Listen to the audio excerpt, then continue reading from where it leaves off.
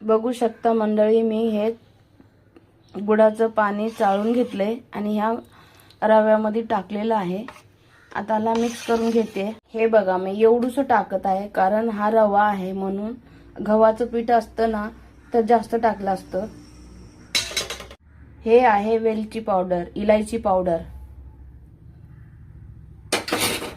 आता याला मी मिक्स करून घेते.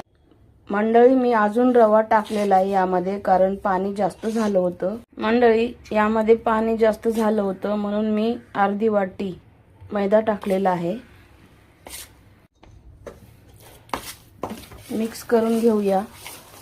हे असं झालं पाहिजे कारण रवा आहे ना म्हणून जास्त पातळ नाही करायचंय आणि हा भिजल्यानंतर सुद्धा अजून पातळ होणार आहे. बघू शकता मंडळी, असं पीठ तिंबायचं आहे. हे बघा, चांगले गुलगुले होतील. जास्त पातळ नाही, जास्त घट्ट नाही. आता झाकून ठेवणार आहे अर्धा तास भिजायला. मग नंतर तळायला सुरुवात करूया. पूर्ण व्हिडिओ बघा आणि मंडळी, आई वडिलांची काळजी नक्कीच घ्या. चला मंडळी, पीठ भिजत ठेवलेलं बघूया कसं झालंय. वाव, मस्त भिजलेलं आहे. मी यामध्ये 1 चमचा तूप टाकणार आहे म्हणजे लुसलुसीत मऊ मऊ होणार आहे. मिक्स करून घेत आहे. हे बघू शकता कसं पीठ झालेलं आहे.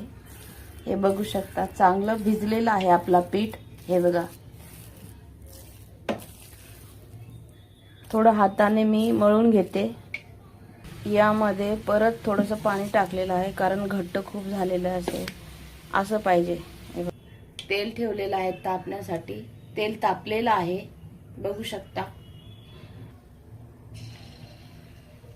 मी गॅस बारीक केलाय, फास्ट करते.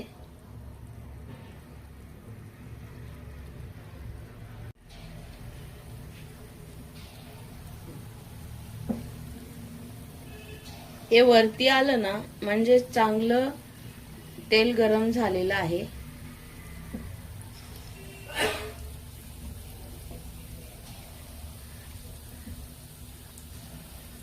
छान पीठ चांगलं झालेलं आहे.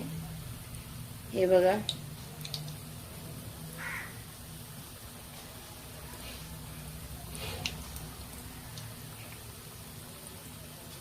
पहिला जो पीठ होता तो घट्ट होता खूप, म्हणून मी म्हणजे पाणी टाकून परत फेटून घेतलं. आता बरं झालं हे पीठ. गुलगुलेला असंच पीठ पाहिजे.